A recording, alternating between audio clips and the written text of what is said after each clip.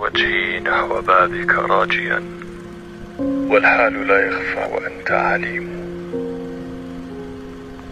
وجعلت معتمدي عليك توكلا، وبسطت كفي سائلا أتضرع. اجعل لنا من كل ضيق مخرجا، والطف بنا يا من إليه المرجع. إن أعجبك الفيديو لا تنسى الإعجاب والاشتراك في القناة.